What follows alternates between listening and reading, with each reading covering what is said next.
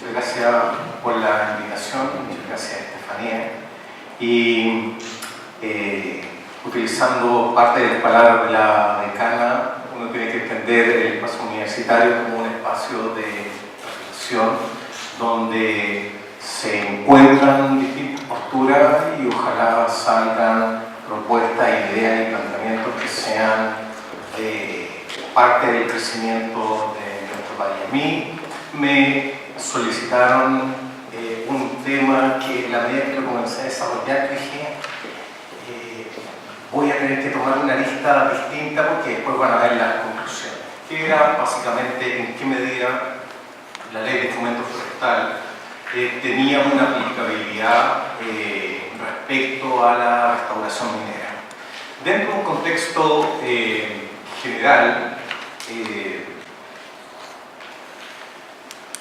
nos encontramos en Chile Central, que es básicamente uno de los objetos de análisis más detallado, donde nos encontramos principalmente con formaciones de bosque mediterráneo, los cuales tienen una distribución reducida, están absolutamente acotados dentro de lo que estaría ese círculo amarillo, y además biogeográficamente aislados, lo que le da una gran cantidad de características y peculiaridades de este tipo de bosque. Quiero hacer el alcance que en los últimos estudios se indica que el principal desarrollo minero de Chile se va a dar en esta región, básicamente entre la región de Valparaíso y O'Higgins. Ahí es donde están el principal potencial de desarrollo de la industria minera asociada al cobre. Entonces ustedes comprenderán que es muy distinto desarrollar actividad minera en un desierto con otro tipo de dificultades frente a donde nos encontramos con un ecosistema que ya históricamente ha sido bastante maltratado. Normalmente este ecosistema ha sufrido distintos tipos de cambios de uso, en menor medida el de plantaciones en esta zona, los cultivos de palto, cosecha, la actividad ganadera, y en ese sentido se han producido una serie de cambios de uso del suelo que finalmente constituyen el paisaje que hoy vemos, donde la acción de quema y desarrollo de actividad agrícola fue algo largamente datado aquí en Chile Central. La actividad ganadera ha sido algo ampliamente también utilizado y, por supuesto, los paisajes más novedosos son los que están en la parte de abajo, donde tenemos un uso intensivo y que, de verdad, cuando vienen profesionales de otros países no logran entender por qué hacemos lo que hacemos con nuestros cerros. En este caso, el famoso cultivo de palta. Y asociado a ello, todos los problemas de pérdidas con servicios ecosistémicos, crisis con agua, fragmentación de paisaje, etcétera, etcétera. No, este no es precisamente el punto, pero creo que es bueno conocer. Esta es la fotografía, esto es lo que ha ocurrido, esto es lo que nos encontramos hoy. Y sobre esto hay una serie de acciones, y aquí debo reconocerme, voy a aprovechar una presentación que tenía desde hace mucho tiempo, porque a veces uno tiene un problema de perspectiva y piensa que los problemas se han desarrollado solamente estos últimos años. La verdad es que son de larga data.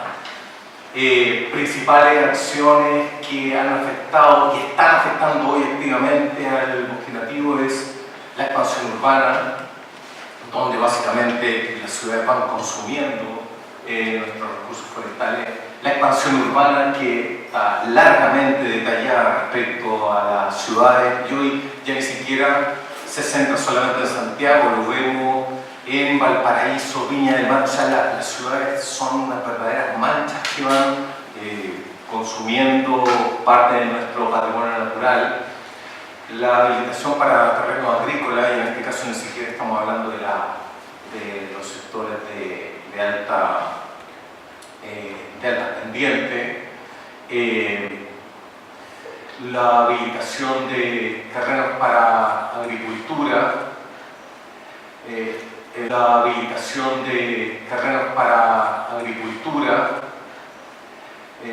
el cultivo de palto, las instalaciones industriales. En este caso me estoy refiriendo principalmente a la zona de Melipilla, al establecimiento de plantas de cerdo, y así son distintos actores. No estoy incorporando en esta secuencia el sector energético, el desarrollo de la actividad minera, que en realidad en Santiago es bien curioso. Nosotros creemos que en Santiago no hay mucha actividad minera, y la verdad es que es impresionante la cantidad de actividad minera que hay en la región metropolitana. En la parte superior está el tranque Renave de la división andina de Codelco, y en la parte de abajo está el tranque Renave de Diputada de las Condes del proyecto Los Bronces. Todo eso en la zona de Chacabuco. Todavía está faltando el gran tranque Renave que tenemos en la zona de Argüey, de Codelco, y aquí estamos hablando de los grandes desarrollos mineros, porque hay un conjunto de otro tipo de actividades que también se desarrollan en esta área. Esto es cosa es casi como un ícono de Santiago. Uno va saliendo por la ruta 68 y ahí está lo que queda de la mina de Aguirre. Entonces sí, uno se puede ir planteando cuáles son los desafíos, cuáles son los problemas que tenemos, pero además han aparecido nuevos actores que desde el punto de vista de los ecosistemas se ven de pequeño impacto, pero son terribles, que es la instalación de parcelas de agrado dentro de bosque nativo, porque por supuesto en esta zona establecer una parcela de agrado en un lugar absolutamente descampado, sin vegetación, no es precisamente el producto más deseado por quienes quieren aspirar a ese tipo de instalaciones. Entonces nos encontramos con un marco de alta complejidad donde distintos actores están ocupando el territorio, y surge la pregunta es ¿cómo se regula esto? ¿Quién está regulando esto? ¿Cuáles son las perspectivas? En ese marco, hace no mucho tiempo se desarrolló la ley 20.283, que es la que básicamente regula el uso, el aprovechamiento y la conservación del bosque nativo. Y en virtud del tiempo, esto fue una ley corta porque tenía un nivel de complejidad tal que finalmente se decidió acotar esta ley, y justamente dada la complejidad, básicamente los bosques mediterráneos fueron los más perjudicados en esta negociación política, porque era en esta zona biogeográfica, la que le mostré, donde el sector forestal chocaba de forma más importante y de forma más directa con el sector agrícola. Y aquí había una pugna muy fuerte por disputar espacio, que era, si es que se limitaba de forma muy severa los cambios de uso del bosque, la agricultura sentía que se le estaba poniendo una cortapisa a su desarrollo. Entonces, entendiendo que ese es el marco y donde hubo un conjunto de elementos que se dejó fuera de esta discusión, hubo una seria limitación a la protección del cambio de uso del suelo. El proyecto de ley fomenta el uso y manejo sustentable de la formación nativa. Hay que reconocer que este proyecto de ley lo que sí generó fue un cambio de paradigma, porque consideró, más allá de las formaciones boscosas, consideró también las formaciones de matorrales y las formaciones xerofíticas, que en los cuerpos legales anteriores no existía. Eso era terreno llano, se podía hacer básicamente cualquier tipo de actividad sobre ese tipo de uso. Y en ese sentido regula la eliminación de los recursos vegetacionales en el amplio espectro.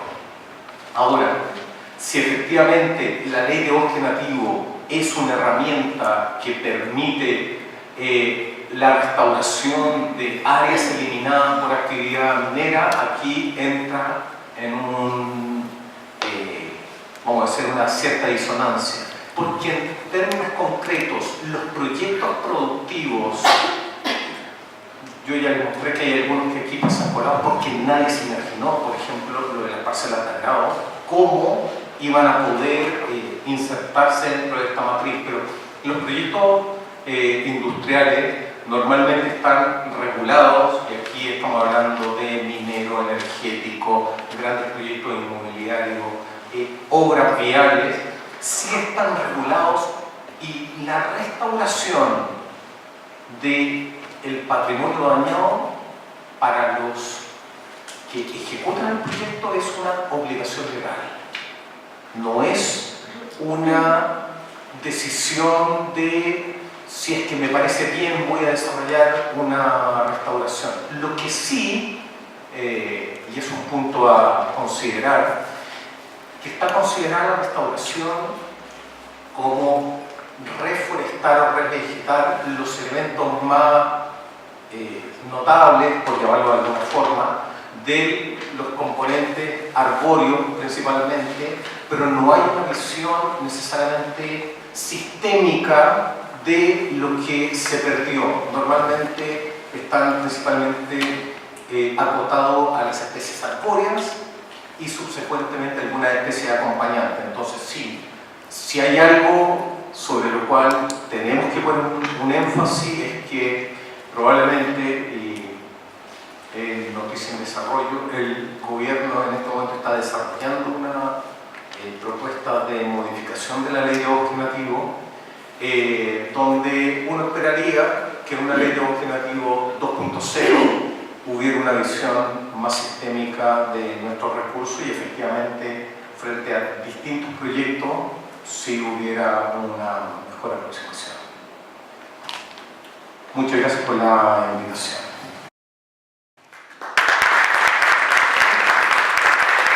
Breve, pero quiero comentarles que por favor vayan anotando sus preguntas porque el panel después se va a sentar acá y van a poder preguntarles a cada uno.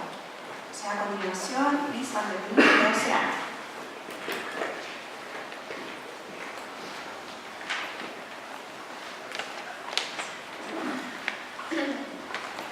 Hola, cuando me pidieron hacer esto yo tenía un par de minutos nomás para contarle todo lo que está pasando acá, pero nos vamos entonces a acordar a los efectos de la disposición de los pilares mineros en el mar. Porque ustedes no lo crean, esto está pasando en nuestro país hoy día. Nuestro país es una zona muy especial porque tiene un mar que es muy diverso. Nosotros siempre hemos vivido de espaldas al mar.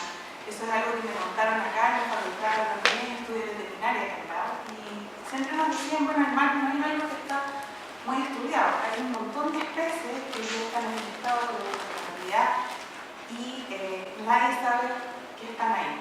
Por ejemplo, que los pingüinos se encuentran en el norte de Chile, poca gente en Chile lo sabe.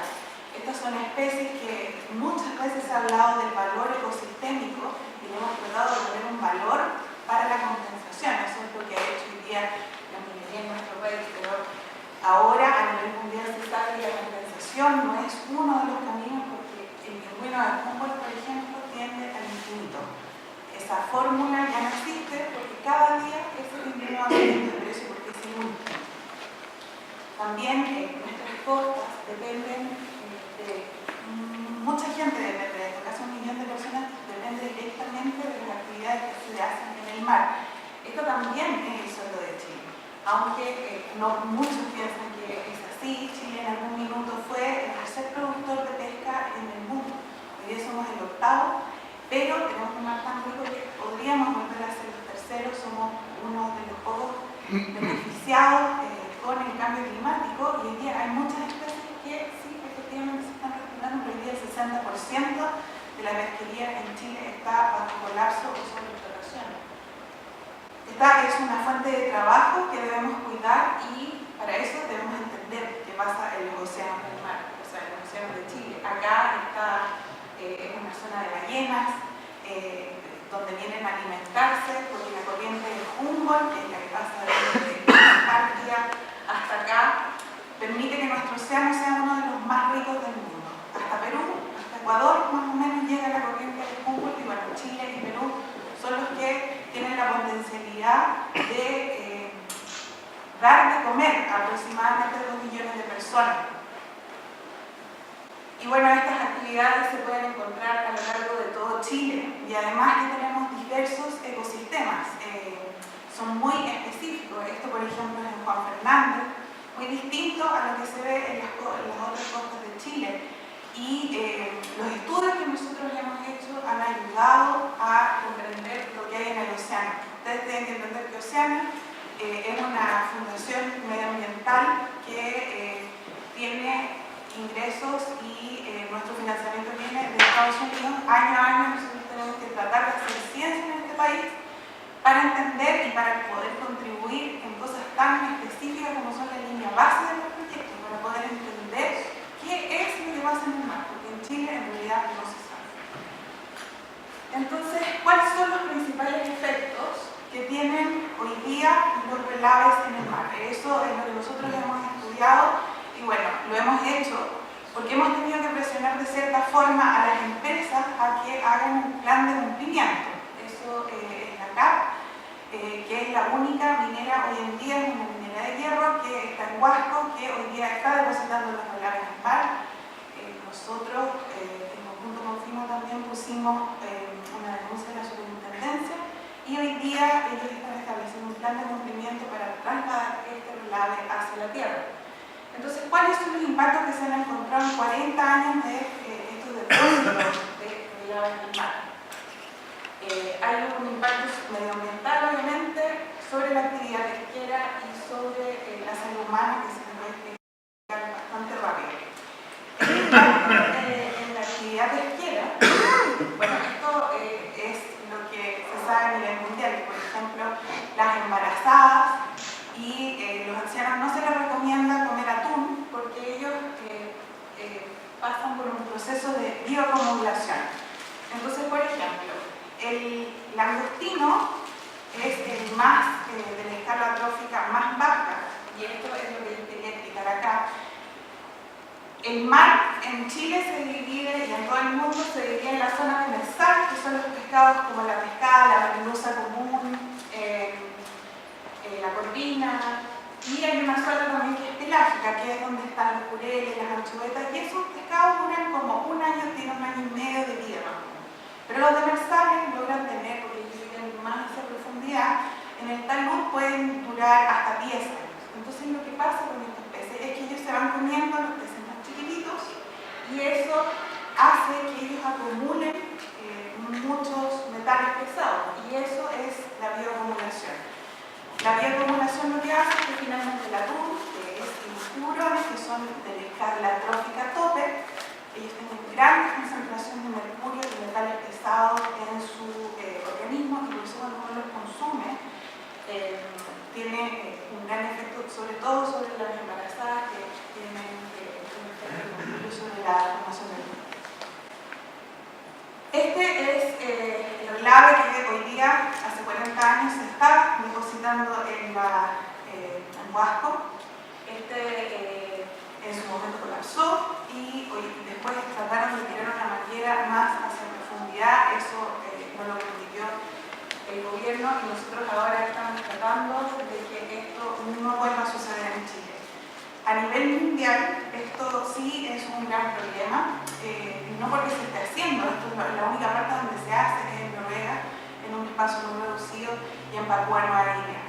Pero esto nunca ha pasado, ellos no tienen un permiso ambiental para operar y para seguir haciendo esto.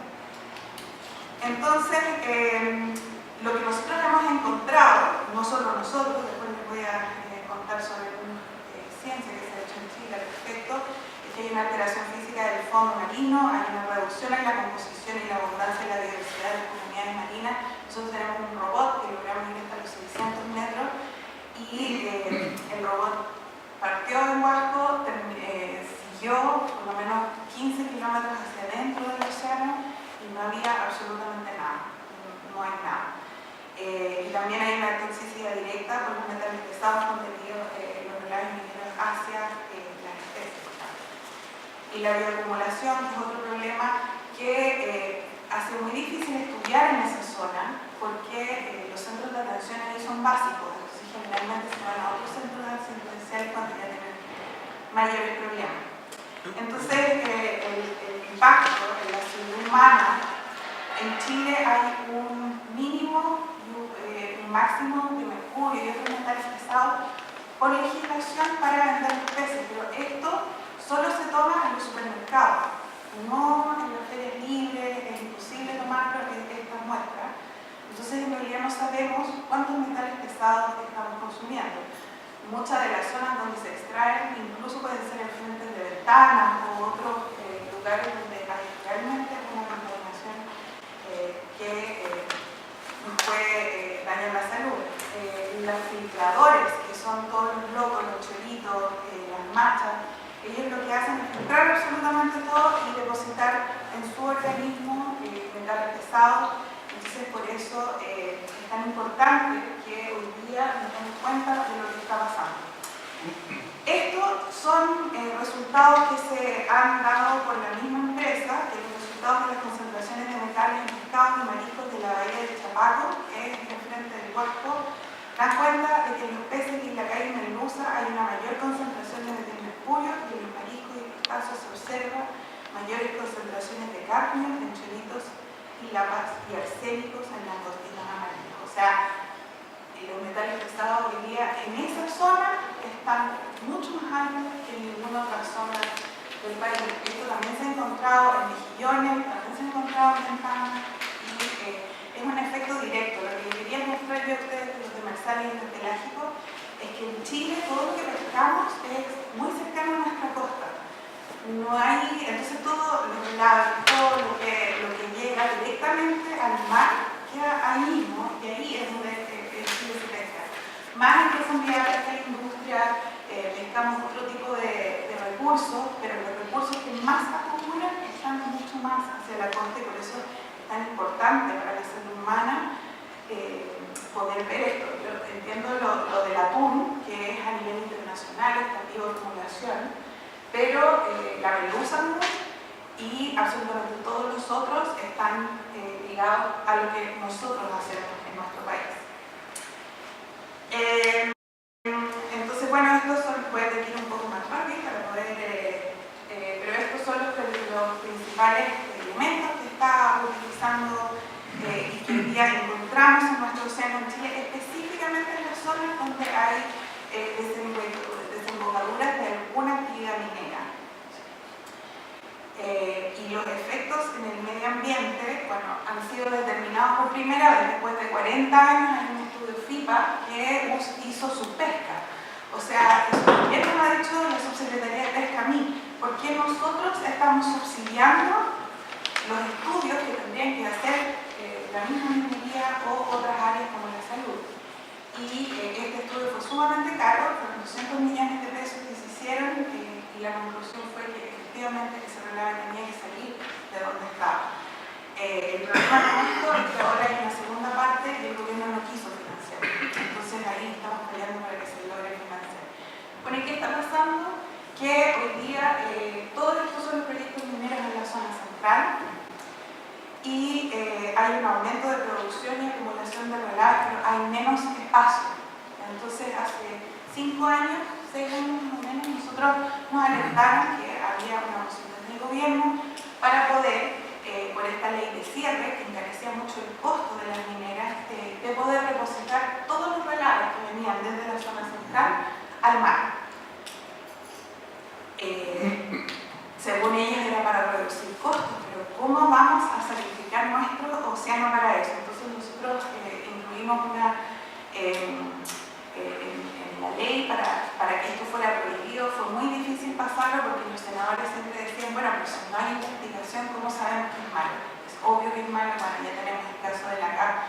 Y yo creo que una vez que se cierre ese relave va a ser un cambio en la legislación de Chile y ojalá nunca más se vuelvan a depositar en el mar, porque se ha hecho con los conflictos ambientales de las comunidades. Obviamente la gente no quiere verla cerca de su casa, pero tampoco la solución es botarlos en el mar. Sabemos que esto es sumamente peligroso, lo quieren hacer en una fosa donde ni siquiera sabemos qué especies hay ahí y tampoco se sabe cómo se va a comportar el relavaquer. Nosotros sabemos, hemos estudiado que los relavaquer de hierro, de cobre, bueno, hay unos más tóxicos que otros, pero ya vemos que el de hierro, que siempre decían que la piedra chancada tiene efectos irreversibles sobre esa zona, o sea, ese es supuestamente la minería más limpia que existe, sustentable, y hoy día está causando grandes estragos en el océano. Entonces, como conclusión, a mí me impresiona siempre un poco el tema de minería sustentable, lo tengo que decir, porque yo no veo que en Chile exista un cambio desde la industria para cambiar el modo como producen. ¿Cómo puede ser que la única solución que se les haya ocurrido es hacer una oficina de gestión de proyectos sustentables? O sea, para empujar los proyectos más de lo que, para saltarse la regulación ambiental, vamos a hacer una oficina que todo se tramita mucho más rápido. Ese no es el problema. El problema aquí es que no estamos midiendo las consecuencias de destruir otras actividades económicas. A veces en el turismo, por ejemplo, da mucho más dinero en la incendia que en la minería. Entonces, ¿por qué no dejamos? Porque el foco nunca ha sido expandir las otras áreas como la pesca, como el turismo. Y siempre decimos que la minería es el suelo de Chile. Yo creo que eso tenemos que dejar de repetirlo y tenemos que dedicar la ciencia a crear líneas de base en el océano, líneas de base que nosotros podamos entender qué proyectos se pueden hacer en algunas zonas que no.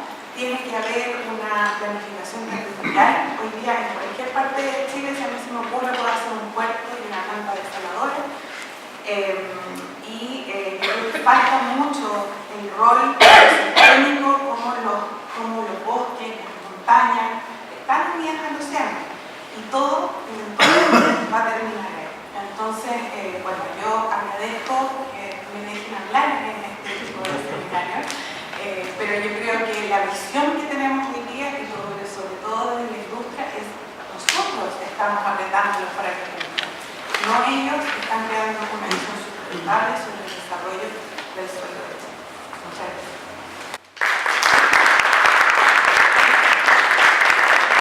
Diego Lillo de Argentina.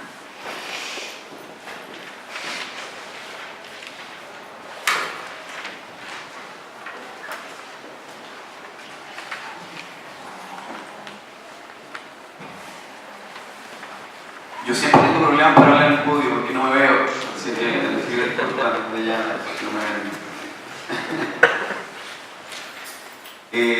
Bien, pues yo vengo a hablar de una cuestión bien en concreto, pero a la vez que, al menos desde el derecho, es algo que todavía podemos decir que es revolucionario, un poco una fantasía que estamos construyendo recién, moverse así a nivel mundial.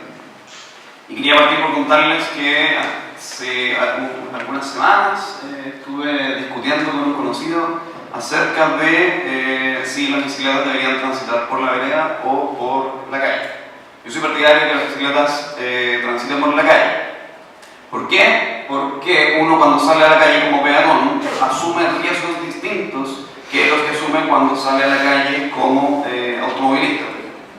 Yo, cuando asumo mi rol de peatón, estoy también asumiendo que, por ejemplo, soy libre de pavear, libre de tirar mi celular en la calle, y lo que me puede pasar es chocar con un árbol, chocar con un poste, chocar con una persona, llevar con más rato, probablemente. Pero esos son los riesgos que asumo como peatón. Si a ese riesgo normal de transitar como peatón me agregan que va a haber un vehículo al que yo no voy a poder considerar porque es, digamos, un poco aleatoria su presencia, resulta que se me está introduciendo un riesgo de que yo no acepté al momento de asumir esta condición. Esto debería ser dentro de lo posible, dejémoslo. En cambio, el argumento para que los ciclistas transiten por la vereda es que no vamos a arriesgar la vida de los ciclistas en un país que no tiene cultura de las bicicletas andando por la vereda, efectivamente. Mi argumento al contrario era decir, claro, que bueno, hay muchos ciclistas que mueren, etc. No son más los ciclistas que mueren andando por la calle que los automovilistas que mueren andando por la calle. Es triste plantearlo así, sí, obviamente no queremos que nadie muera, sí, eso es efectivo. Pero el riesgo de andar por la calle es un riesgo que es superior para los automovilistas y aún así no vemos a los automovilistas andando por la calle. El argumento contrario a ese es que los autos no pueden andar por la calle. Bueno, entonces estamos hablando no de algo que se deba o no deba hacer, sino que es algo que se hace porque se puede hacer. Y eso es más o menos la lógica que tenemos respecto del uso del suelo en nuestro país. Las cosas se hacen porque se pueden hacer y punto. No existe una planificación real que exceda, por ejemplo, los límites de lo que conocemos como el derecho de propiedad. La gestión del suelo está netamente arraigada en el derecho de propiedad y eso es lo que ha significado, por ejemplo, los sucesivos cambios de uso del suelo, la explotación excesiva del suelo, cuestiones que sucedían también cuando no teníamos norma ambiental, que había impactos que no eran necesarios de mitigar ni de compensar, etc. Entonces, en este momento necesitamos urgentemente cambiar esta visión del uso del suelo, puesto que el sector suelo es un sector que es clave para combatir el cambio climático y de eso es lo que les quiero hablar un poquito. Hay otras cuestiones que me voy a saltar porque probablemente ustedes sepan mejor que yo, hay otras que son sencillamente fomes, así que van a quedar ahí a su disposición en la presentación. Las presentaciones de los abogados también son súper fomes, lo debo reconocer. Pero ¿por qué nos interesa que existan bosques en el suelo frente al cambio climático? Básicamente por esas cuatro consideraciones. La primera, que sabemos que capturan carbono. La segunda es porque lo almacenan. Si nosotros dejamos que un bosque capture carbono por un tiempo y lo talamos, ese carbono se va a liberar de todas maneras. El fortalecimiento de la capacidad de adaptación de los bosques, o sea, mientras más indemne esté un bosque, mientras más libremente crezcan sus propias dinámicas ecosistémicas, se protege mejor a sí mismo. Y por último, que es el factor humano también, que es que las comunidades que dependen de los bosques, como por ejemplo son típicamente en América Latina, los pueblos originarios, tienen mejor capacidad de adaptación a los efectos del cambio climático si es que conservamos esos bosques. Porque de contrario lo que tenemos es desertificación y pérdida de capacidad biológica del suelo. Aquí quería destacar también algunas regulaciones internacionales que hablan del bosque. Esto es precisamente lo que me voy a saltar porque el tiempo es breve y no lo estoy tomando siquiera. ¿Cuánto llevo? 10 minutos. Ah, quedan 10 minutos. Yo tiendo a hablar demasiado, así que podría hacer un riesgo. Perfecto, quedan 10.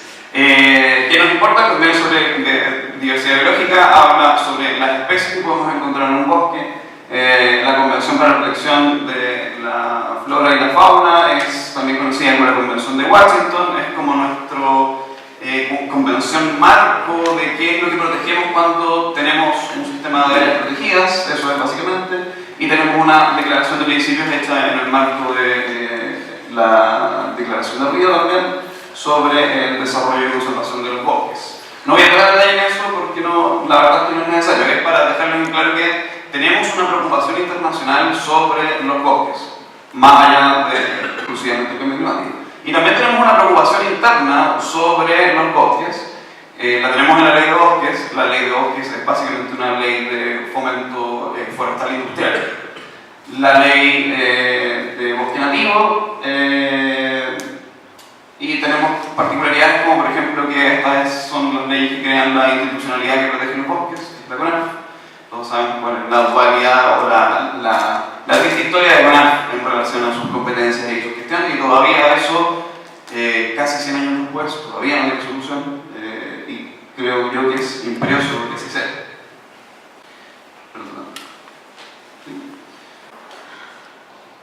También quería destacar que en el contexto de la Convención Marco de las Naciones Unidas para el Cambio Climático tenemos un primer momento que es la convención misma, que es del año 92. Luego en la COP13, esto es de Canadá, por primera vez se habla de la importancia de los bosques para combatir el cambio climático. Esto parece un poco absurdo que recién 15 años después nos dimos cuenta que los bosques eran importantes para combatir el cambio climático, pero bueno, también están los gobiernos sentados en la conferencia de las partes, así que no les echemos la culpa. Los gobiernos representan a los intereses de quienes los eligen, ¿no es cierto? En la COP16, poquito tiempo después, esta es la conferencia de Cancún, ya se llega a un cuerpo más rígido, podríamos decir, más explícito en relación a la necesidad de proteger los bosques. En esta COP también es que se consagra el instrumento de REDD+, antes era solo REDD, se le agrega el más, lo vamos a ver a continuación. Y por último tenemos que en la COP21 del año 2015, que son los acuerdos de París famosos, que en este momento entonces se hacen vinculantes ciertos compromisos que tienen los Estados partes para combatir el cambio climático, y por supuesto que en ese contexto también caen obligaciones que tienen respecto de los bosques. Decía que en los acuerdos de Cancún se aprueba la orgánica que hasta hoy existe del sistema REDD+, que es un mecanismo de mitigación y un mecanismo de financiamiento de la mitigación de los efectos del cambio climático, que tiene que ver con la reducción de emisiones por la deforestación, y deforestación lo puse de nuevo, y degradación es la otra D, deforestación, degradación, y el PLAS, le puse solo gestión sostenible, pero son bastantes más cosas. Son gestión sostenible, conservación y otra que me estoy perdiendo. También creo que es importante destacar que en Cancún, creo que está después, correcto, en Cancún también nos pusimos una serie de contraobligaciones, o sea, tenemos que conservar el bosque, pero también diseñamos cómo tenemos que conservar los bosques. Y quería destacar estas salvaguardas principales, que son las que tienen que ver con el respeto a los pueblos indígenas. ¿Por qué me parece importante? Porque en el momento en que el uso del suelo se propietariza, obligamos entonces a los pueblos originarios a homologar sus instituciones tradicionales de aprovechamiento del suelo a la propiedad civil continental europea. Y esto ha significado, por ejemplo, hemos perdido el concepto de propiedad comunitaria. La propiedad hoy muere con su dueño, básicamente. Por supuesto que la hereda y todo eso, pero sigue siendo privada, sigue siendo asociada a una persona. Eso no existe en la cosmovisión de los pueblos originarios. De modo que vamos a entonces conservar y proteger los bosques con respeto a los conocimientos ancestrales, por un lado, propiciando la participación efectiva también de las comunidades indígenas. Muchas gracias, si lo vi. Y verificando la compatibilidad de los distintos usos del bosque. Los acuerdos de París son importantes, puesto que aquí el artículo 5 es el único que habla de bosques, pero es bastante elocuente. Dice que las partes deberían adoptar medidas para conservar y aumentar según corresponda los sumideros y depósitos de gases de efecto invernadero. A que se referencia en el artículo 4, bla, bla, bla, incluye los bosques. Y aquí también se pone una obligación que es un poco más blandita, que es que invita prácticamente a los estados a diseñar políticas para proteger los bosques, aumentar las reservas de carbono, etc. Herramientas de cumplimiento que tenemos que son interesantes y que también voy a pasar rapidito son la Estrategia Nacional de Cambio Climático de Recursos Vegetacionales, dictada el año 2015, que tiene una serie de metas que son bastante interesantes, todas las cuales están muy lejos de ser cumplidas, por cierto, por eso lo pongo ahí como algo, como también una tarea pendiente. Y la segunda herramienta es la contribución nacional determinada, esto en el marco de la conferencia de las partes de la Convención de Cambio Climático. Si es que no lo saben, bueno, la contribución nacional es el plan que tiene cada estado para cumplir con la meta de que el calentamiento global no se dispare por sobre los 2 grados. Y a partir del Acuerdo de París, esa contribución nacional es vinculante, o sea, el estado tiene que cumplirlo, por lo tanto tiene que reportar su cumplimiento a la conferencia de las partes. Ya no es una mera intención, eso es algo que podemos exigir al Estado que cumpla. Y por último, yo quería destacar un par de cuestiones porque me parece que aquí también la discusión se centra un poco en la capacidad que ha tenido el Estado para cumplir con sus acuerdos, pero también con una instancia que la regulación se salta. O sea, al Estado parece importarle más que la gente común y corriente, como ustedes y yo, cambiemos nuestros hábitos, ¿cierto? En relación al plástico, en relación a las emisiones mismas, qué sé yo, ya van a entrar los autos eléctricos, qué sé yo. Pero no hay una preocupación respecto de que la industria cambie su paradigma productivo. Y esto es en particular porque la industria, sobre todo la minera en este caso, es quizás la que más fuerza tiene económica y por supuesto de negociación. O sea, las normas se hacen básicamente en la medida de la industria minera, por las razones que explica Alice. Sin embargo, si es que queremos cambiar el paradigma, yo creo que nos basta reinterpretarlo. O sea, tenemos una norma que nos dice que la propiedad está limitada por el derecho a vivir en un medio ambiente libre de contaminación. Dicen un medio ambiente libre de contaminación, afortunadamente los abogados estamos de acuerdo en que dice del derecho a vivir en un medio ambiente sano. Así que no se preocupen de esa acepción, eso ya está un poco superado.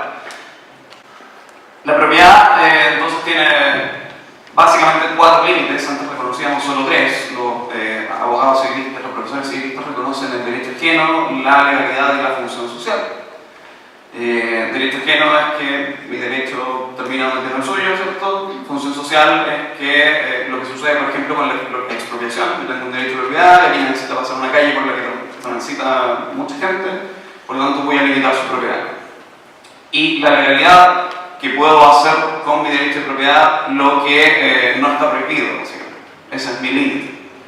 Pero también tenemos como un límite que podríamos llamar moderno, esto en Chile que siempre estamos muy atrás, que es la preservación de la naturaleza, emana de la norma constitucional y me parece que es un elemento que todavía no ha sido debidamente incorporado en el debate del derecho de propiedad.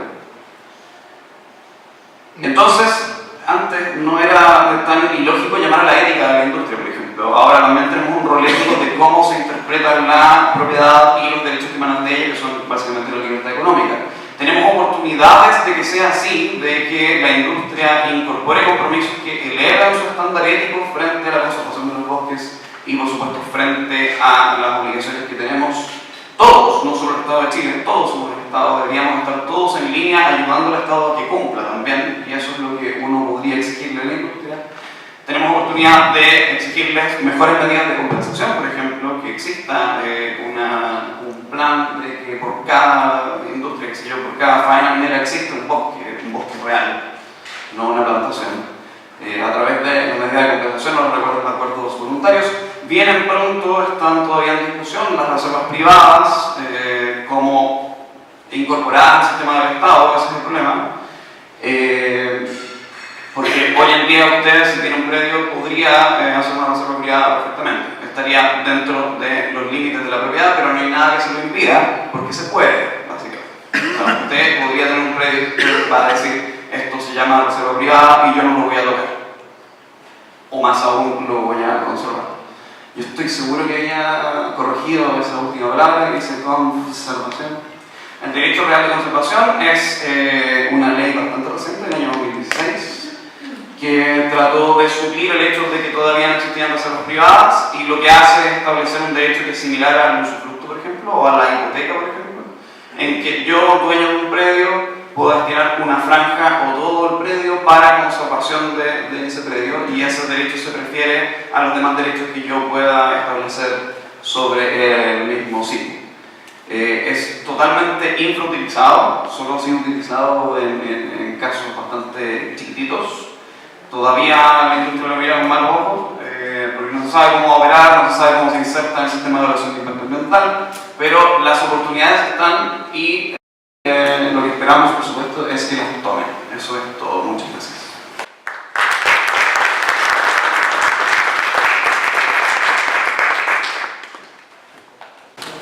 Muchas gracias, Diego. Ahora vamos a pasar a la última presentación. Emma, por favor.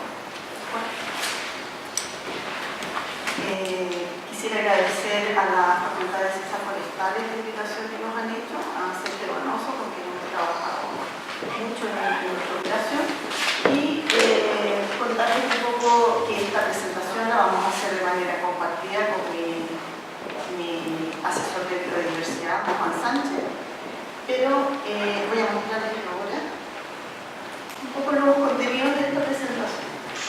Voy a hablarles un poco de lo que es la operación del soldado, de lo que es nuestra estrategia de sustentabilidad, cómo nosotros hemos abordado el tema de la biodiversidad en la vida de nuestros proyectos y cuáles son nuestros desafíos.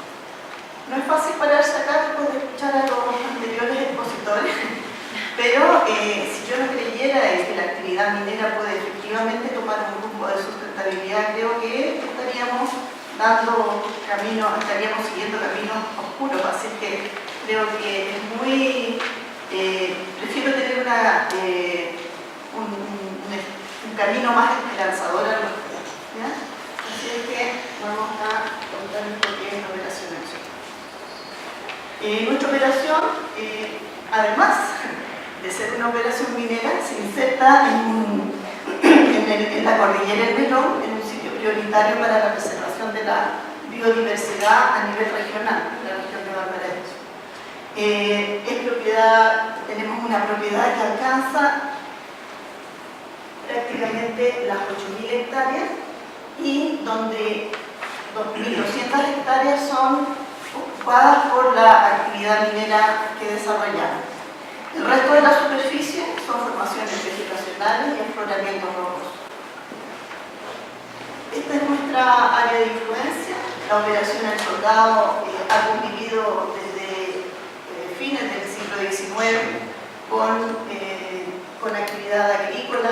Estamos rodeados de todos estos sectores, son áreas rurales donde tenemos prácticamente comunidades rurales que desarrollan mucha actividad ganadera y agrícola. Y tenemos claramente el bosque como nuestro principal medio sobre el que nosotros actuamos. Y esta operación, en términos del proceso productivo, es una mina a bajo abierto. Nosotros pasamos de mina subterránea, de minería subterránea, a bajo abierto y por lo tanto hoy día estamos desarrollando un proceso con este sistema donde se desarrollan actividades de perforación y tronadura, cariño y transporte. Una parte de lo que traemos va a botadero y otra parte va a una planta de procesamiento de sulfos. Nosotros producimos aproximadamente entre 40.000 a 60.000 toneladas de cobre fino y como empleo directo trabajan en la operación 1.300 personas y empleo indirecto 3.500 personas. El 95% de los trabajadores viven en la provincia de Quillota.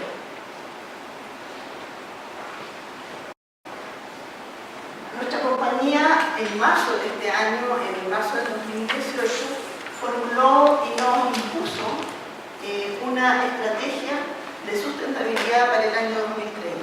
Eso significa que en 2030 nosotros tenemos que tener desarrollados muchos de los tópicos que acá yo les voy a presentar, pero es muy ambiciosa, es una estrategia que es altamente desafiante para las operaciones de Anglo American Sur.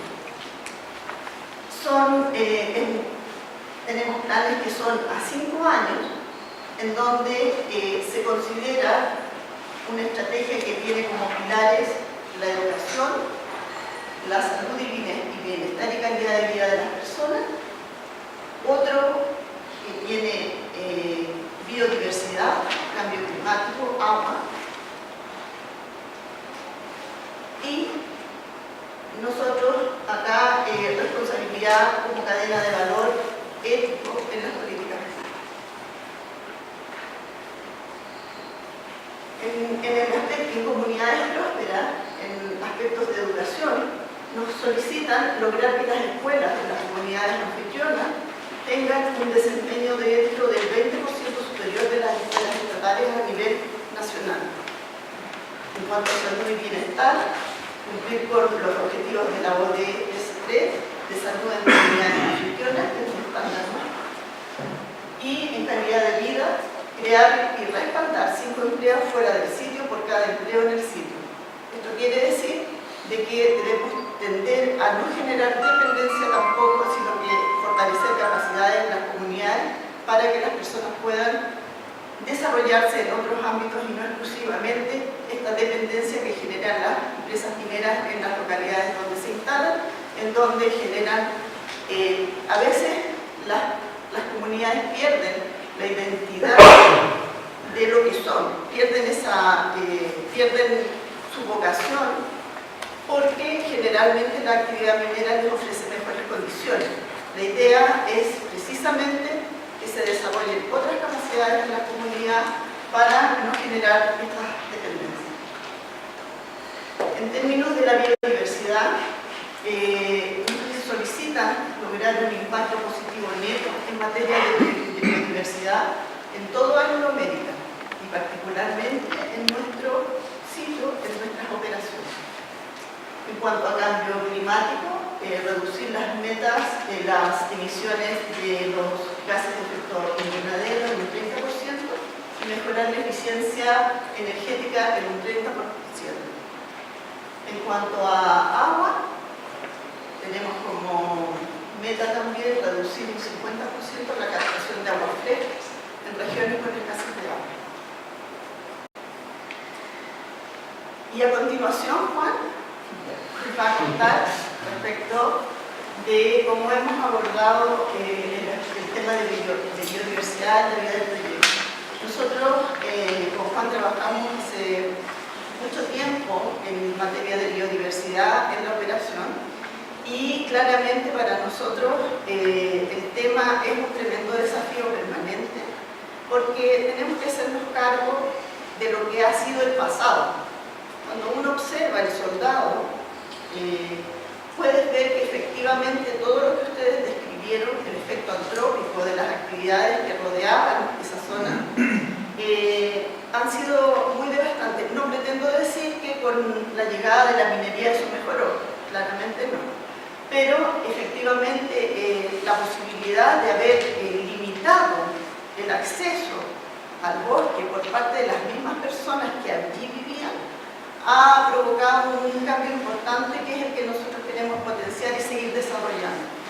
Como yo les decía, había mucha quema, lo que señalaban acá, la quema del bosque era uno de los principales elementos de la degradación del bosque y la actividad de los animales.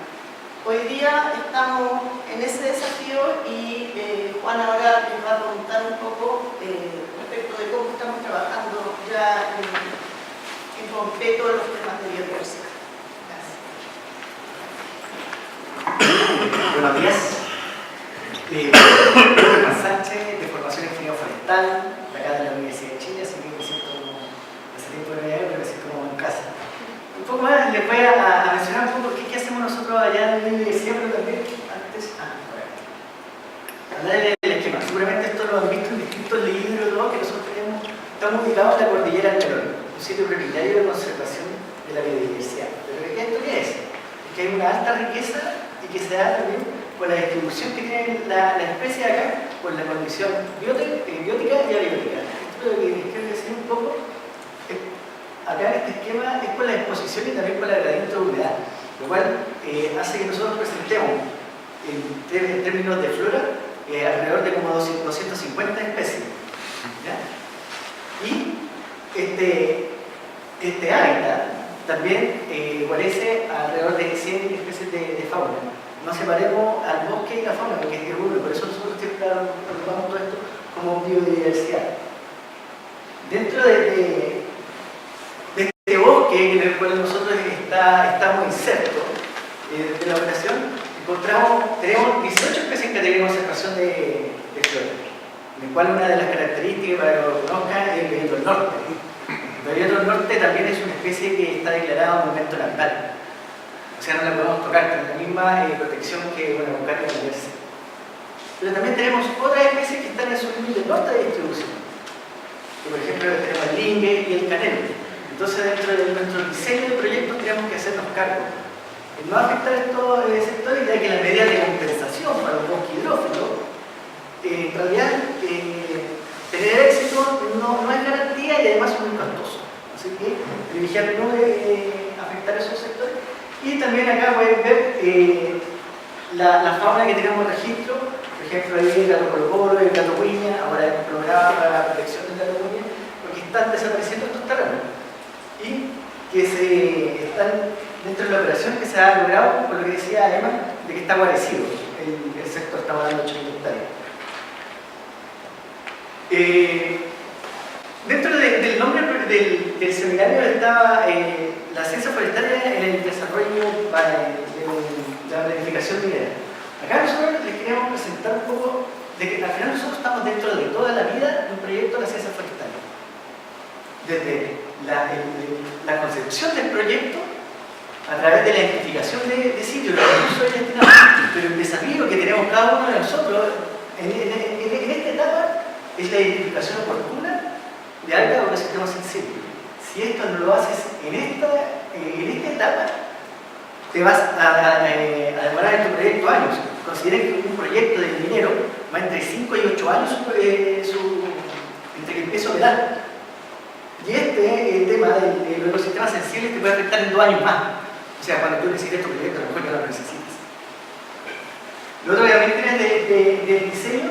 Estamos nosotros también en el aspecto de la línea base, la elaboración del pacto, las medidas que comprometemos de mitigación, compensación y reparación, esas nacen de nuestra especialidad, especialmente lo que es flora. También realizamos y proponemos los planes de seguimiento y monitoreo, indicadores de éxito. Eso ahora lo está usando mucho la autoridad. En los nuevos estudios de impacto ambiental, ya la medida de compensación va más estructurada y ya te empiezan a mencionar cuál es tu índice de cumplimiento. Antiguamente uno decía, si que yo voy a plantar, voy a hacer una medida, pero tú no te comprometías con qué grado de éxito. Si voy a tener una plantación y voy a tener un cumplimiento del 30%. Eso es algún ejemplo. Pero los desafíos que tenemos en esta parte del diseño es la interacción entre la ingeniería y las restricciones ambientales. A veces nos separamos mucho de la gente que hace la ingeniería. Hay gente que sabe construir puertos, que sabe hacer plantas de chancado, proyectos mineros, pero no conoce las restricciones ambientales y ahí tenemos que estar nosotros. Tenemos que estar ahí. Esta parte es vital porque después estar ajustando el proyecto a las restricciones ambientales es una cosa que puede durar años. Esto es también algo que les quiero reforzar en la identificación de sitios para compensación. Antes estábamos hablando aquí, uno de los colegas hablaba del uso del suelo. Ahora, todas las actividades, además de la minera, la energética, agrícola, inmobiliaria, estamos peleando por los mismos terrenos. Y estos mismos terrenos también no todos tienen las mismas condiciones de sitio. Entonces, ¿cómo nosotros vamos a identificar, por dar un ejemplo, un sector que podamos compensar un bosque de peumo? Si después vamos a tener vamos a identificar un sitio para realizar lo que sea una exposición norte. No va a tener éxito. Entonces, acá también nosotros estamos involucrados en identificar oportunamente estos sitios. También la estimación de costos. Generalmente, con la medida de compensación en que pasa, cuando uno realiza la medida de compensación, el nivel de detalle es solamente conceptual. Aquí hay un gran error de todo. A mí me ha tocado realizar este proyecto del MOB, que se subestima los costos de compensación y también de mantención y seguimiento. Por último, durante la implementación de la medida de la construcción y operación, tienes que evitar que no afectes generando un impacto. ¿Cómo tú controlas 1.300 personas que no vayan a operar fuera del área que está autorizada? ¿Ya? Vamos a adelantar para que... Pero lo que nos viene acá, también la parte del seminario que habla de la fitoreguulación de cierre. Nosotros tenemos el componente de planes de cierre y está enfocado en 5 grandes pilares. Una es la estabilidad física y química, otro es el ámbito biológico, el contexto social, porque al final es la comunidad la que se queda con el post-cierre, aspecto económico y también el cumplimiento normativo. ¿Pero qué nos dice nuestro estándar? Y aquí lo voy a pasar bien rápido. Incorporar un pacto los aspectos de cierre en las etapas tempranas del diseño de un proyecto. No dejarlo para después. Generalmente cuando tú haces un diseño de un proyecto, el cierre, tú lo ves al último.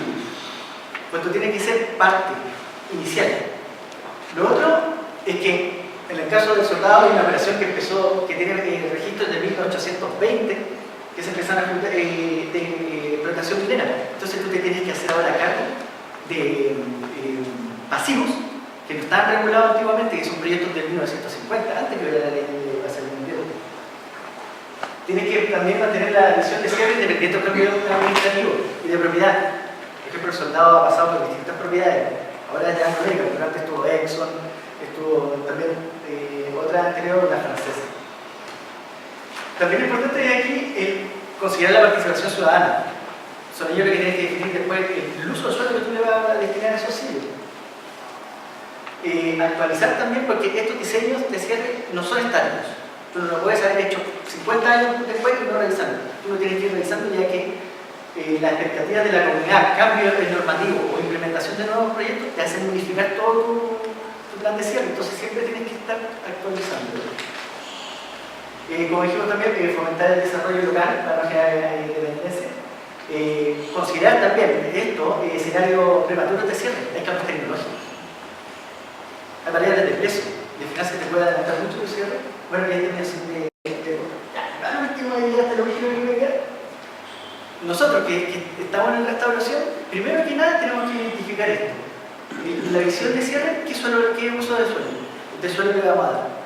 Siempre ahora podemos hablar de que vamos a hacer una restauración, pero realmente, ¿qué quiere la comunidad con esa instalación? Eso es una pregunta que tenemos que darle. Y también, no tan solo que existe cierre para los trajes reglados, están también los botaderos, están las canchas de electricidad. Tiene un montón, tenía el rajo, que también tú tienes que certificarlo. Pero ahí va una serie de desafíos que están en la pauta, que ya no me queda tiempo, pero que nosotros tenemos que trabajar. Es importante que siempre podemos compartir la lámina. O sea, aquí tenemos una cantidad de trabajo que podemos estar en toda esta etapa y el que se desarrolla.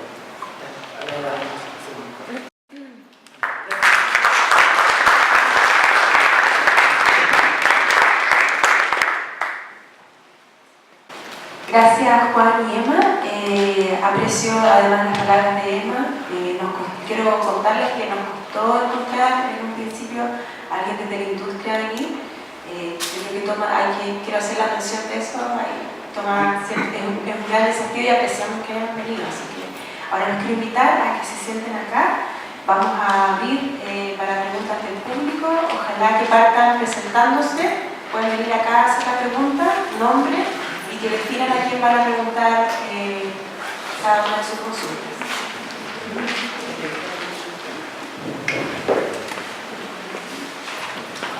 A la fecha hay más o menos 700 depósitos de relave en el país.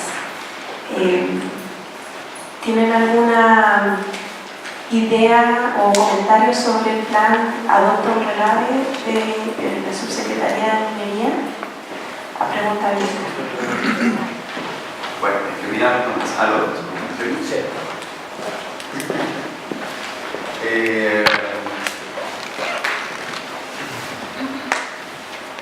yo diría que la idea es buena. El problema de las ideas es siempre cómo se utilizan y para qué. Yo creo que de cierta medida es una contribución a hacernos cargo del problema de los pasivos ambientales, donde ahí la minería, digamos, tiene una responsabilidad altísima, histórica, digamos.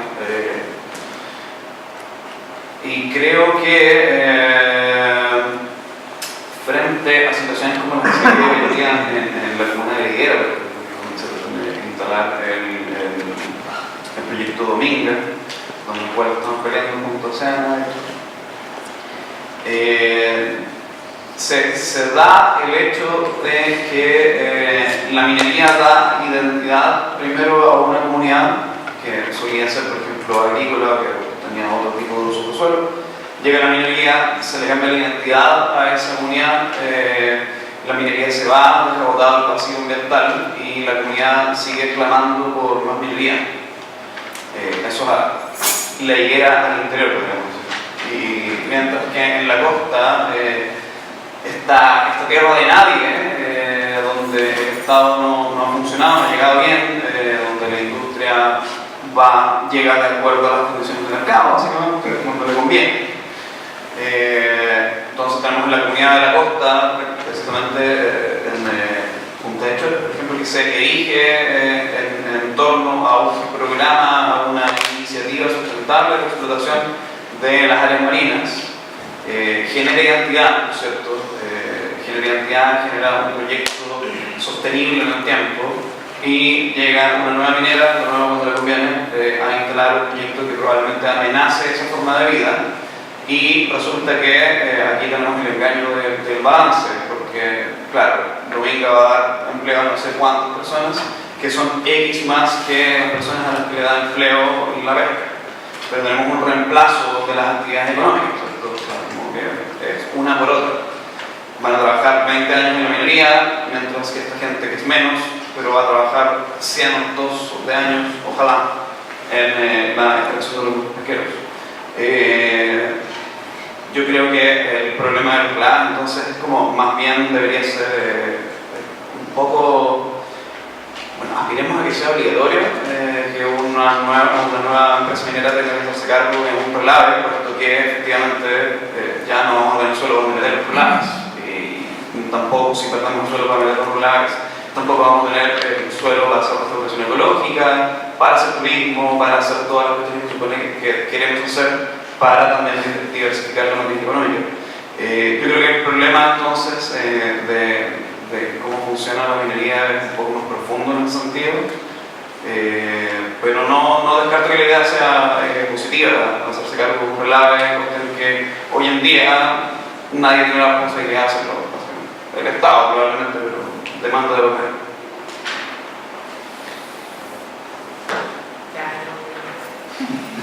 No sé, yo creo que todos los pasivos, y también tengo que dejar claro que hay muchas empresas que sí pasan por una evaluación ambiental y pasan por todos los pasos de la evaluación ambiental y lo hacen bien. El problema que tenemos nosotros es cuando se saltan esos pasos y hay financiamiento ilícito, por ejemplo, y otras cosas que hacen que esos proyectos no sean tan buenos como todos los proyectos que sí logran tener evaluación ambiental en Chile. Y eso también lo digo en las empresas. O sea, hay una diferencia muy grande entre empresas y empresas de minería. Ahora, adoptar un relave es como los proyectos. Yo soy veterinaria, entonces adopta un perrito. El plan es hacer esterilización masiva de animales y tener un proyecto Chile que no es en la ley Cholito para reducir la cantidad de animales. O sea, eso tú no puedes darle la responsabilidad a terceros. Los relaves que hoy día, yo sé que se me hizo un catastro de los relaves de tierra que están abandonados. Esos son los pasivos ambientales que llevan las mineras que ni siquiera existen en ellos. Eso sí se tiene que hacer cargo del gobierno, porque efectivamente cuando hay una lluvia grande, allá como pasó hace poco en el norte, hace 2 años, esos relaves se rompen porque no tienen mantención y llegan a la población. Eso sí se tiene que hacer cargo del Estado. Y no tercero, ya eso nadie lo va a hacer. Entonces, ¿dónde está la responsabilidad de adoptar los relaves? No sé, ¿dónde está la política pública para realmente, o sea, si sabemos que todo esto, el ingreso que tiene Chile con esto necesita ser parte destinado a la ciencia? Hoy día los relaves en gran parte son líquidos.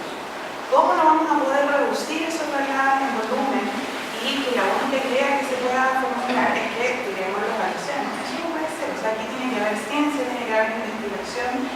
Sé que Chile es un país sumamente angosto, que ya no nos queda mucho lugar donde depositar esos relaves, pero bueno, si son gran parte líquidos en todas las otras cadenas industriales, con las reses de pollo, con todas las industrias se hacen cargo de sus desechos.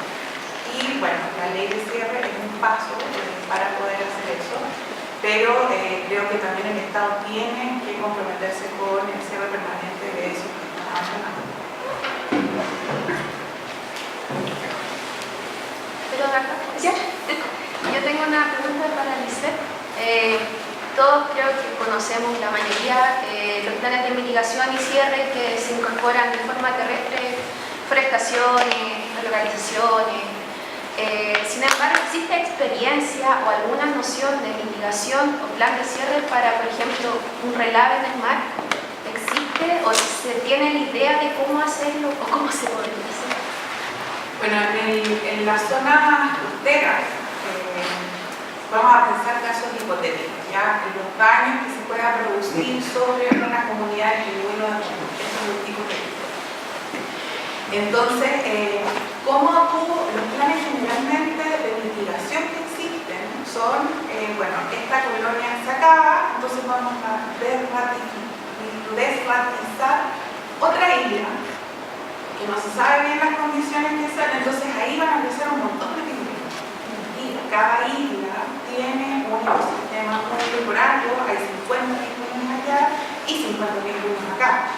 Entonces, en la zona costera, el océano es una zona muy delicada. El plan de cierre hay otro en Chañaral, hubo relaves que cayeron en el mar ahí que había. Nunca se pudo recuperar. Esa zona está altamente, hay metal pesado. El mar, cuando tú le pones sedimento encima, esa zona no vuelve a crecer. O sea, más un metal pesado con otra composición. Donde crecen las machas, donde crece una medusa, donde son zonas sumamente únicas y por eso las zonas al fondo se llaman zonas de sacrificio.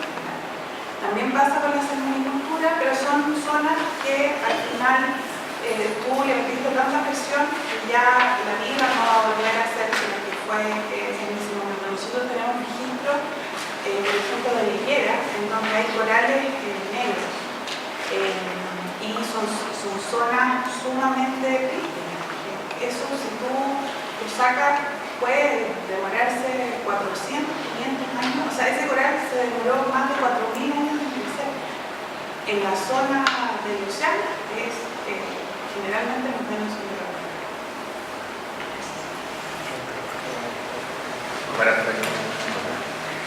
Bueno, agradecer primero, muchas gracias por la presentación. Quería hacer una pregunta primero a Diego.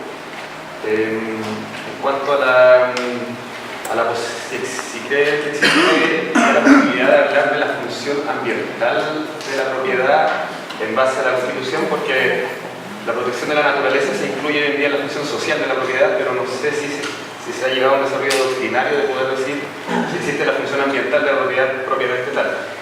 Y en general para el resto, o incluyendo a Diego también, si creen necesario un cambio en el código de minería, y si creen que sí es así, ¿qué posibilidades lo ven a largo, corto, mediano plazo? Muchas gracias. Muchas gracias a ti por la pregunta.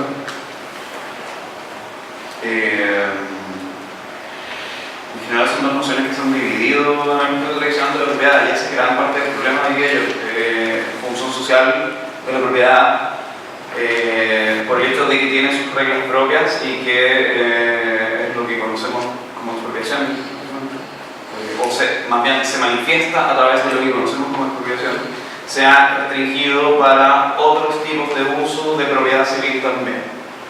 Que puede ser, por ejemplo, un bien nacional público como es una calle. Eso sigue cayendo dentro de las categorías tradicionales de propiedad civil, que es o propiedad privada o propiedad común a todos los hombres, como sería, por ejemplo, el patrimonio ambiental o algunos elementos de él, por ejemplo, y los bienes nacionales públicos, qué sé yo, bienes del Estado, que son propiedad privada del Estado, progresivamente. Entonces, el desafío para insertar una discusión sobre función ambiental de la propiedad es, de todas formas, inventar una categoría nueva que no está en este abanico, y eso también nos da problemas no solo como la dogmática jurídica, por así decirlo.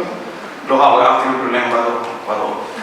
Sí, hasta que para la mujer deje de ser incapaz en sociedad para todo tenemos problemas. Entonces, yo creo que esa discusión es un poco difícil porque además encima se da en, por ejemplo, si es una aproximación casuística, lo tendrías que dar en juicios civiles. Y los tribunales civiles también son los más cuadrados del mundo, no están sujetos a salir de ahí. En relación a lo que ha hecho la doctrina, obviamente, yo creo que sí, que hay una visión más cercana a lo que brevemente traté de exponer, que es entender que la función ambiental también es un límite a la propiedad y que obviamente tiene sus lógicas propias. Todavía no lo podemos exigir a nivel tan efectivo como sería mediante expropiación, por ejemplo, pero sí para elevar los estándares de qué es lo que se exige cuando se hace algún proyecto, qué es lo que se exige, por ejemplo, cuando se hace planificación territorial. Yo creo que ahí ese es el momento donde insertar la discusión. En relación a la necesidad de modificar el código de minería, yo no soy experto en derecho minero, creo que hay una preferencia evidente de nuestra normativa hacia las iniciativas mineras, desde todo punto de vista, como claro, la viabilidad que decía Liz en relación a esta cuestión, como que es una política pública bien mentirosa, como estos proyectos como oficina de gestión sustentable, oficina de gestión de proyectos sustentables. Y esto es ponerle sustentable a cualquier cosa y entramos a la oficina. No hay una noción de cuáles son los proyectos que deberían entrar ahí. Es la necesidad también imperiosa como de darle impulso a la minería y que no cambiamos ese switch. Yo creo que va a ser imposible cambiar el código. Si queremos hacer convivir otros usos de suelo, tiene que ser una decisión política y probablemente tenga que pasar por una modificación de ese código para que por lo menos la minería sea capaz de convivir a nivel jurídico con otros tipos de uso y no preferirse. Eso. Antes de pasar, sí, por favor. Solamente voy a ir al comienzo de las preguntas que no nada. Planteaban este tema de cómo hacerse cargo de un relave.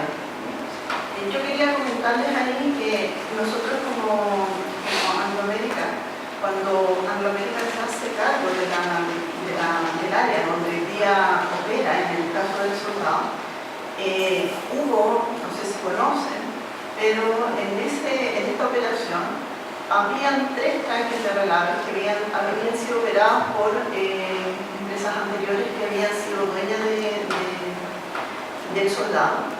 Y uno de esos tanques colapsó en el año 65 en un terremoto y generó, además de la muerte de las personas que vivían en el pueblo, que vivía aguas abajo de este tanque, además de eso también contaminó los cursos de agua porque el tanque se colapsó, el tanque no quería tener muchos tanques.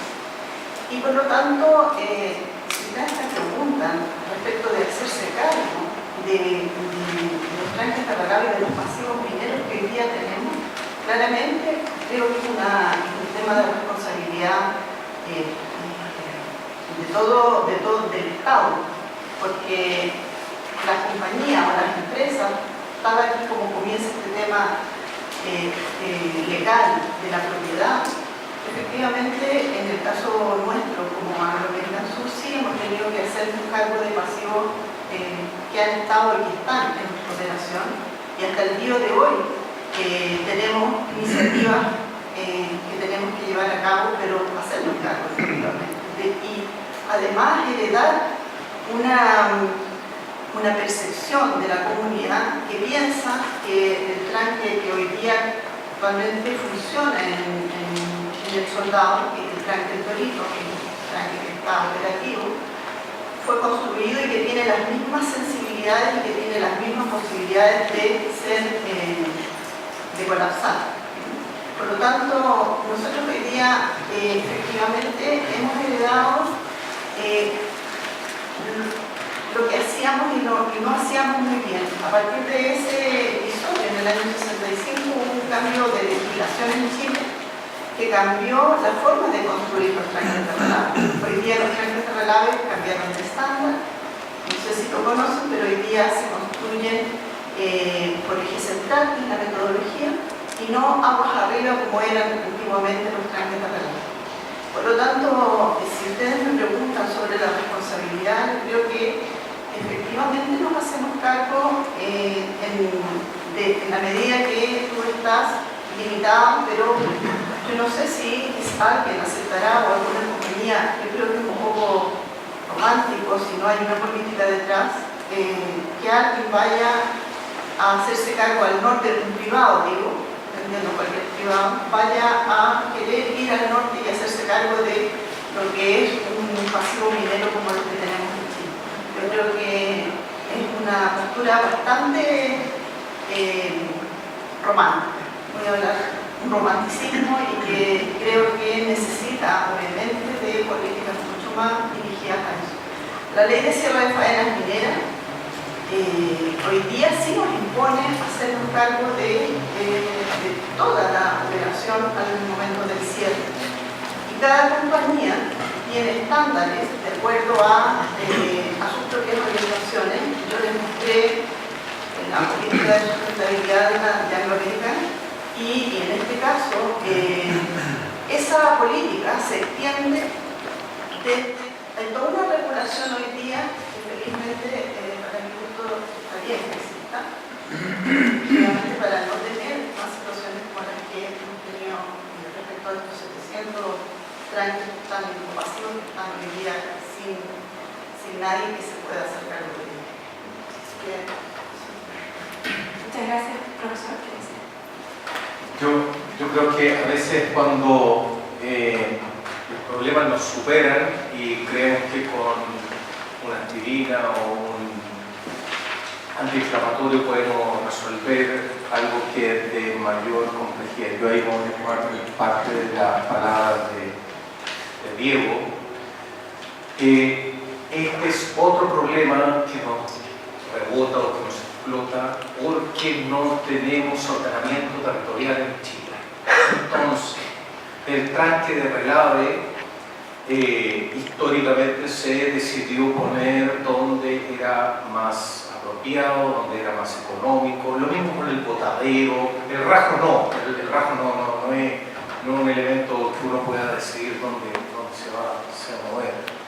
Desde esa perspectiva uno entiende, teniendo una pequeña como visión histórica, que la camisa ya nos quedó absolutamente pequeña y por eso es que están ocurriendo todos estos cambios, los planes de cierre minero, la necesidad. A ver, una pequeña anécdota, hace no tanto tiempo atrás, y da lo mismo, porque el sector económico repite la misma, esto es sector de energía, inmobiliario, minero, es forestal, para que no parezca que el resto nomás tiene malas prácticas. Sí, decía, hoy tenemos que pedir tantos permisos, tantas cosas. Antes era tan fácil seguir. No tanto papel ahora, es como que, ¿por qué nos complicaron el mundo? Ahora le tenemos que preguntar a las comunidades, y esto es una conversación real entre personas reales. No, antes cuando teníamos que tomar esta decisión, no, que las comunidades, no, nadie nos preguntaba, claro, y entraban como si había un pajarito, nosotros lo hacíamos y lo hacíamos bien. Y claro, hay un lastre cultural tan grande porque parte de esas personas aún pertenecen a las compañías. Entonces, casi como luchar con su propia historia. Y desde esa perspectiva, uno se da cuenta de que el barco ya tomó una dirección y esto no va a cambiar. No va a haber menos comunidad en 10 años más. No va a haber menos medio ambiente en 10 años más. Al contrario, las compañías o las personas que se resisten a esto son las que van a quedar más descolocadas en este proceso. O sea, uno puede cerrar los ojos y creer que esto no ocurre. Desde esa perspectiva, el desafío que plantea este seminario de taller de cómo uno puede enfrentar el pasivo ambiental asociado a los relaves, pero podrían ser los botaderos y otras cosas, y podríamos saltar a otro sector económico y va a salir, y salió Puchuncaví, que ahí uno podría decir porque hay una refinería, ¿no? Pero ese es actividad netamente industrial hay una tensión porque hay una lucha entre lo viejo con lo nuevo. Y claramente son estas reflexiones que nos permiten hacer una mirada más esperanzadora y entender hacia dónde estamos caminando. Profesor, antes de pasar a la segunda pregunta, Juan, ¿te gustaría abordar algo? ¿Se escucha bien? Bueno, un poco lo que también hablaba aquí Sergio, el tema del ordenamiento territorial. Creo que es fundamental. Nosotros también hemos estado con interpretaciones de esto. Por ejemplo, que nosotros a veces se ubican proyectos, ya sean de industria minera, energético o de en zonas que están expuestas a riesgos naturales o la renovación en masa. Por ejemplo, la renovación Chiltén. Chiltén debería estar localizado y existe esa información, está en el Benjamín. Esa información que ha nacido de la universidad, la información que se utiliza. Por ejemplo, estamos construyendo todo el litoral de Iquique. Te estaba poniendo justamente en las zonas que son de inundación. Si no tenemos ordenada la casa de partida, si no tenemos un ordenamiento territorial, vamos a seguir trabajando con medidas o generando una legislación que nunca se va a ajustar. Esto parte para mí es de lo que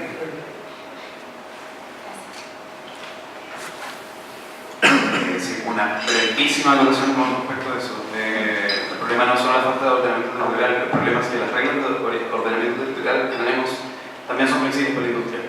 Y ahí tenemos el ejemplo de Campeche, por ejemplo, que ya Campeche no se podía construir, de hecho salió confirmado así por la Corte Suprema en su momento, y el mismo día que sale falla la Corte Suprema, el ministro del Interior de la época dice: vamos a hacer todo lo posible porque se construya esta central en Quintero.